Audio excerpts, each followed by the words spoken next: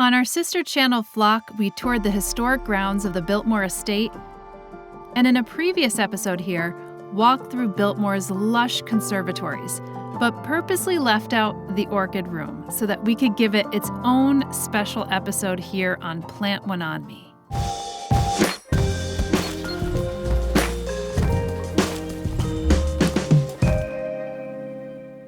My name's Mark Burchett. I am listed as a horticulturalist. And have you always done the orchid house here, or? Yeah. Okay. Yes, I was hired to do orchids. Great, okay, because you were an orchid specialist then. Right. Orchids is not my forte, but there's a lot of people on the channel who absolutely adore them. So I'm grateful that you are an expert here and you could actually take us through. You're changing the orchids constantly, correct? Right. Tell me a little bit about your philosophy of designing this space and showcasing them. When I came to work here, there were about 300 plants. So, and that was due to attrition. So they kept whatever grew. They didn't have an orchid specialist. So I started bringing plants. I have friends who gave me plants. I know people in the industry. So our collection has grown to about 1,000 plants. Wow. And being a public garden, you need to have something in bloom all year round. So you can do that with orchids because they're a very large family of plants. There's about 30,000 species. So you can do that, and about 150,000 hybrids. So there's pretty much anything that you want in orchids is available. Yeah, so why don't you take us through it? I don't know if you specialize in certain orchids, but why don't you take us through some of the ones that are actually in bloom now? So this plant here, I love plants with stories. This came from the Atlanta Botanic Garden. I went down there and did a walking tour of their collection, which is about 10,000 plants. And the lady gave me this. This is called Fus Dan Rosenberg. And Great this is color. Yes, Caramels to purples. This is a primary hybrid between Fus tankervillii and Gastrochylis tuberculosa. And the yellow and the orangey comes from one parent, and then the other color comes from the other. And this is a terrestrial. So this actually you grow in potting soil. Yeah. And it grows all year round, but the spring is when it really starts to grow. And look at the leaf. Like if this wasn't in bloom, I don't know if you would know that this was an orchid. It could look like a young palm tree. Yeah. But it's something you could grow relatively easy in a pot. Even in a house. Yeah. Yeah, so that's an interesting house plant for orchids, you know, because a lot of the terrestrial orchids I grow, and I have like a couple cattleyas and everything like that as well. But like I'm kind of more in the Ludicea discolor, you know, range of orchids. Jewel orchids, yeah. So, you know, most orchids are epiphytes, right? Meaning they grow on other plants. So this is one of the things that makes them difficult to grow in your house. Right. Because they don't really want to be in pots, and then your house is dry, and these are plants that like high humidity, air movement, water, dry out quickly, so it's not always something you do in your house. But this is very much a terrestrial. How did you like the alpine orchid collection at Atlanta Botanical Garden? I didn't see that. You didn't see it? I would like to see that. Oh, my goodness. So you're talking about terrestrials? Yeah, well, no, some of them are epiphytic, but they're more alpine. Oh, so you're talking about cool-growing orchids, yeah. the Masdevallias, Draculas, and all that. Yes, exactly. Yeah, I try to stay with stuff that I know I can grow in my space. Because it wouldn't work here, but you know, their collection was pretty So in the tropics, you have valleys that are really warm, and as that air heats up, it flows up and it cools off, and as it cools off, it rains or turns into fog, but you have a lot cooler temperatures.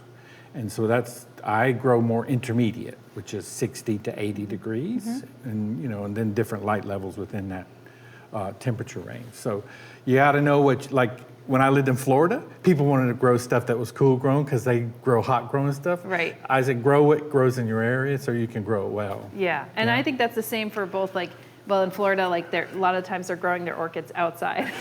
but yeah, it's the same thing for houseplant enthusiasts. Like, you know what I mean? You want the things that you usually can't grow, you know, that are unique to your place. Right.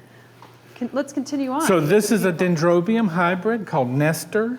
Dendrobiums comprise about 1,200 species, mostly in the tropics, from very tiny plants to very large plants. This is a monsoonal grower, so you see the green? It's starting to grow again. And then it'll grow all summer, and then it'll start dropping leaves, and you dry it out in the fall and winter. And then these are all last year's growth, the ones in flower. And then these new growths will flower but you have to dry it out and keep it on the cool side. That's a really good tip. It's fairly fragrant. It's not warm enough in here for it to be fragrant. I do smell a little bit of a hint of a very sweet, almost a candy. I think scent. it smells like grape juice when it's nice and warm and fragrant. That's a really good point. These are a little bit lanky plants, but they make a nice show when you get them growing right. Yeah. So this is another Phayas. What's over here? Oh, I like to tell plant stories. So this plant here also acts like the Dendrobium. This is a Ceropodium punctatum. This is actually a Florida native. It almost looks like a dancing lady, kind of. It's like sort of related to Oncidiums, but again, Florida has a wet and dry season, and this acts the same way. So the new growth is coming, and it flowers when the new growth comes. But also in Florida, they were poached out of the wild, and Fairchild decided to do a repopulating, so they got some seeds and grew about 1 million seeds and into plants, and they're trying to reintroduce them. Yeah, Fairchild has an excellent orchid repatriation program, and actually we've highlighted it here on Plant One On Me, so I'll link to that as well, because they're doing an excellent job with that, and even with the schools as well. Yeah, it's a nice thing that they're doing. And like I said, this is a Florida native, so it's interesting. So this is a Paphiopedilum, a slipper orchid. This one's called Delnatii, and I personally like slippers. I think they're easy to grow, and they also is one that you could probably grow in your house without much trouble. Yeah, and as I always share with folks, these are the ones that have really excellent leaves, so even when they're not in flower, it's a very pretty plant. There's about 60 species in this family, and there's a bunch of hybrids that have been made for years. This is interesting. This was discovered in the late 1800s, and a bunch of them were introduced to Europe and North America, and then because they didn't tell where they came from, that information got lost, and for 80 years, nobody ever rediscovered them, and then 80 years later, they rediscovered them. Wow. But this is a really easy species to grow. Some of the paths are not that easy if they're species, but this one is. Sometimes it's hard to find the species. There's so many cultivars. But so many crosses. What you need to find is a path specialist, and they're going to always have some species. This one, I'll bring this one out because it's a little bit. So this one came from a grower in Brevard, as we bought a bunch about 10 years ago. This is called Paphiopedilum pisgah raisin, and the guy is in Brevard at Looking Glass Orchids. But anyway, I think this is a really quality plant, so I took it to the American Orchid Society Judging Center, had it judged, and it was awarded. Yes. So I could name the clone. So when you have seedlings, each one of those has a name. You can name each one of those clones. Oh, fascinating. So this got named Biltmore's Amarone because raisin is on either side, and there's a wine made from grapes that are almost raisins, and that's called Amarone, so it's Biltmore's Amarone. Oh, what an excellent name. Yeah. So I didn't realize that you could name the clones with a primo species, primo plant. Yeah, you can. It don't even have to be that great. You can put a name on it. But to really put them in the history books, you need to get them awarded, and then they're kept on a database forever. Oh, basically, yeah. But that's a really nice slipper. It grows really well. I've actually divided it and so forth. This one's a cute one. So this is related to Cattleyas. This is an Encychia Cordigera. Comes from South America. It really highlight. You want me to pull it down? Sure. So it comes from it grows really highlight, like high in the trees. So it's important that it gets light to flower. When I was taking a look at some of the Cattleya species, some of them had like a much smaller flower like this, but then when you see some of those Cattleya hybrids, they're like corsages now. Well, there are multiple generations of hybridizing. So this has a little bit of a fragrance. So you want to smell? Yeah, I would try it. I can't really pick it up with my nose. But this is, you can take a standard Cattleya and cross that with that. They're within that same family. So let's see what else we got here. So a lot of these are Fragropediums. So they look very similar to Paphiopedilums or slipper orchids. These are South American natives, and most of these were gifts from friends. Are they very close on the phylogenetic tree of So if orchids? you look at slipper orchids, they sort of occur in this belt around the globe. Southeast Asia, North America, Europe, and South America. They all have the same floor. It's called floral morphology.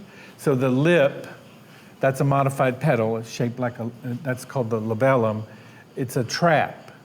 So whatever pollinates this will come and walk around and then fall inside it, and there's a certain exit it has to go out. Right. Does it get hit with the pollinia on the So way what out? happens is, this is not going to be. So on the back side here, there's a little window. Right. And there's a little warty looking thing, and it sticks next to that window. And when the insect comes out, that pollen is sticky. It goes onto the insect. But like I said, these are all gifts from people that I don't have the room in my own greenhouse, so they came here. Hey, that's great. You have the overflow greenhouse. Right, and this is a nice. Now that one's going over, but it's another. It's funky. It looks like Dracula or something. Yeah. So this is a catasetum. This is a plant that comes from South America. The whole family is interesting in that they grow all summer, grow leaves, and then they drop their leaves in the fall, and then they'll flower from fall through early spring. Right. This is a hybrid from a grower in Florida. It's called Crown Fox Voodoo Magic. You highlight these as well? So Oncidiums. Oncidiums. This is kind of what I was mentioning, that flower looks very similar.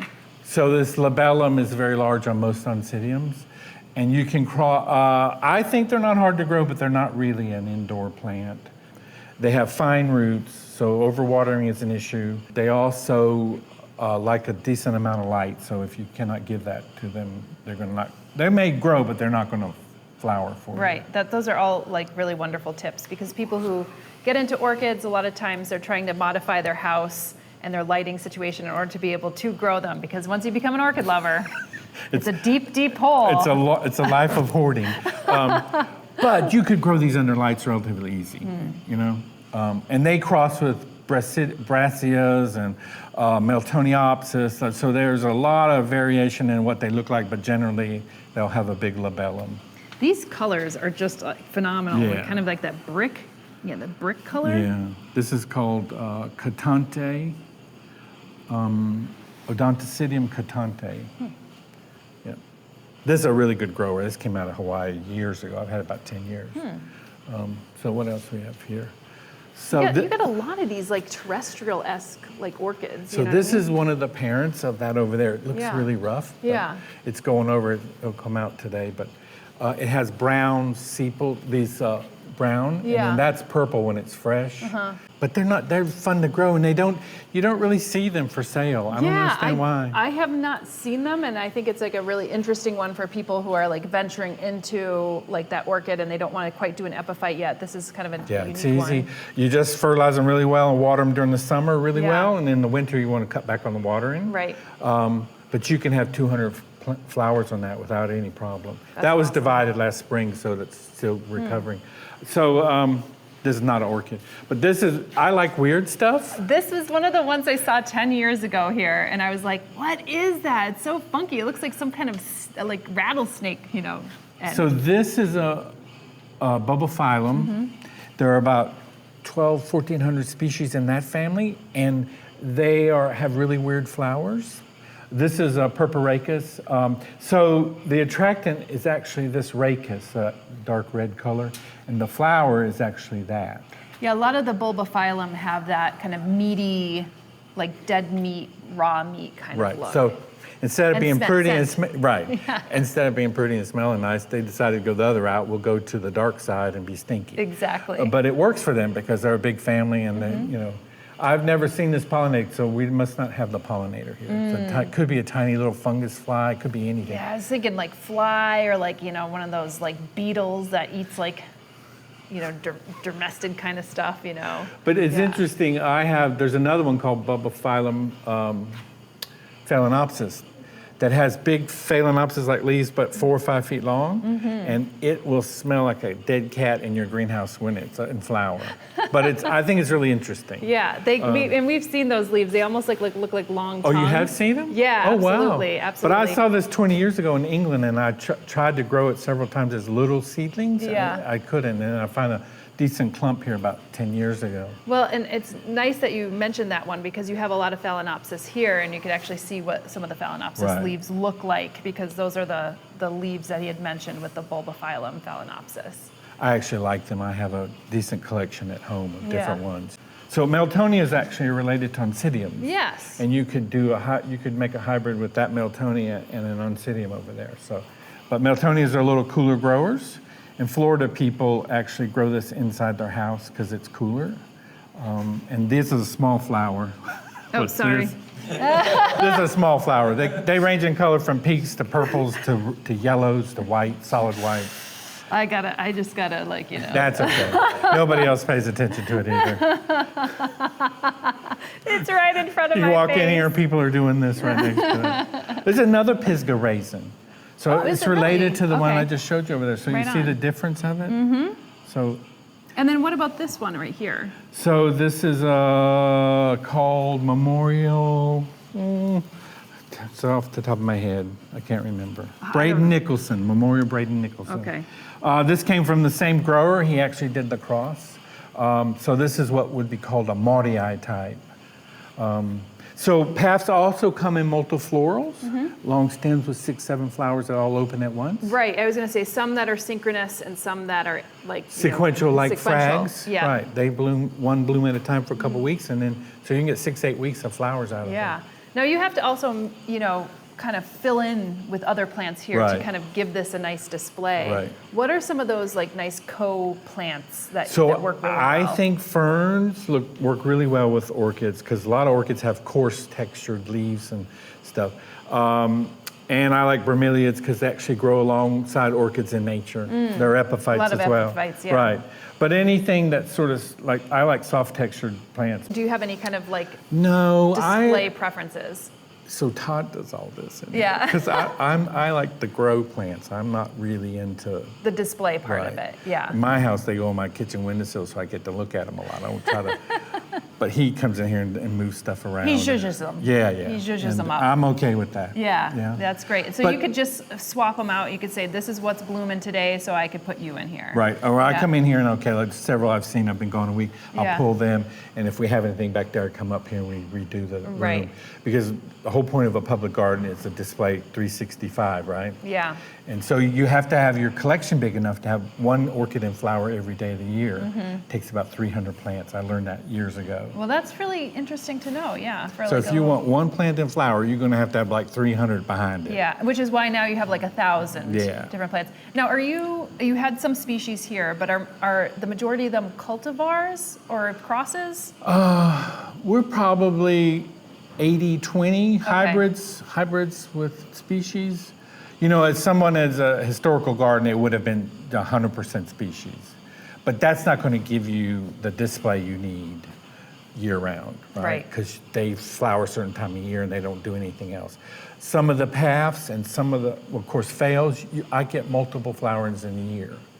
Because if you do a cross and you got a parent who flowers in May, one who flowers in, say, September, you may get those two flowering periods out of your plant. So knowing what you've got will let you know when they're going to bloom. Yeah. And then you have a greenhouse that's not attached to this, Right. where you're like constantly having, and that's like also with an intermediate kind of temperature that you're keeping them. So we have 2 greenhouses out back. I got half of one, and then the tropical plant people, the conservatory people, have the other. Okay. And I run it between 60 and 80. In the summer, I have a big cooling pad. Do you know what a cooling pad Yes. is? So I have a big cooling pad, keeps it about 82, 84 degrees. And then we have 50% shade on half of it and about 60% on the other half. During the summer months, because it could get pretty well, hot. even during the winter, because I have a great greenhouse that's got great exposure to sunlight. Yeah. So this is the thing, if you have a greenhouse, you can always make more shade, but you can't make more light. That's true. Right? So it's important if you're going to get a greenhouse to site it correctly. That's a really good tip. Yeah. There's a couple other here that, Yep. that we hadn't seen, so I want to make sure that we give them their time before we end. Wow, this is kind of cool. It's almost like a window. Well, this one's going over. It's going over, but like still, it kind of looks really neat. So this was a path that they had here when I went to work here 11 years ago. And it's beautiful. They didn't have a tag on it, but it's Rosy Dawn. So it's an old hybrid, but made in the 80s. Yeah. And I love that it's a really good grower. It flowers multiple. It had 5 on it. Now we're down to these last. So beautiful. How do you, I mean, you must take it to all your orchid friends and be like, hey, which one is this? Because some of the cultivars are so challenging to key out. How do you do it? So I've been getting magazines for about 30 years. Okay. And so you run across stuff, right? You Yeah. remember it and go back and find it and do research on it. Yeah, but yeah, no, I've been, growing orchids is a learning curve. It's really steep initially, and then it's something, if you're really into them, you have to keep up, right? And there's always information on it. So this is actually a Meltonia hybrid as well. I'm not sure what one of the parents is, but you can see the similarity in that Meltonia. Yeah. Yeah. And then how about this one over here? I feel like I just saw this one. So this is another Dendrobium. It's going out of flower, and it's going to flower again for me. Yeah. So it's a nobile Dendrobium. This is a hybrid called Red Emperor. This is another plant you want to get sort of on the dry, cool side in the winter. You can, if you do a really good job, you can have solid pseudobulba flowers. And I think it's a really easy plant to grow. It kikis, you know what kikis are? See, there was some on here. Where you get a new growth off the... Oh, here it is, off to the side. So, yeah, here's one. Here's another so one. these you can take off, and it's vegetative propagation. And put them, I grow in moss, and you just put a wad of moss around them and put them in a pot and grow them for several years. Right. A lot of orchids will do this, but then there's a lot that don't. Yeah. So you have to know your plant. And here's these are vandas, right? Right. So you have this one growing completely epiphytically right here. Right. So this plant does, for me, they don't, you can grow them in pots, but it doesn't work for me. I tend to overwater them. So this way they actually like it. They get watered every day, fertilized once a week throughout the year. And they'll file for me 3 times a year. So, That's great. Yeah. And we missed you. You were watering them, but you are hand watering these and seeing which ones need it. Yeah. Well, today's fertilizing day, so everybody gets. So I start fertilizing about late February, and I'll fertilize through November once a week. Because that's your growing season. I already had stuff growing in February, so. It was early season this year. Yeah, it's about a month early for plants. For me. And like some people think like, oh, it's probably only outdoor plants, but it's also the ones that you're growing in the conservatory I'm not as well. sure what it was. Yeah. Because I take pictures every year, and I can go back and I can see that flowered in a month later than it did this year. What a great log, you know, keeping that on file. Yeah. Well, thank you so much. This is just really lovely. I think you do such a great job. It's like you said, you have to get some more in order to have all these blooms. Right. So thank you so much. Oh, you're welcome. You're welcome. If you missed the historic garden tour at Biltmore, then check it out on our sister channel, Flock Finger Lakes. And if you enjoyed this video and continue to enjoy what we produce, then do give us a like and a follow. It really helps the channel grow and allows other folks to find us as well. And if you're interested in more plant-filled information, visit our website, homesteadbrooklyn.com, and also houseplantmasterclass.com for online courses. And of course, there's always my book, How to Make a Plant Love You. Cultivate green space in your home and heart. See you in the next episode.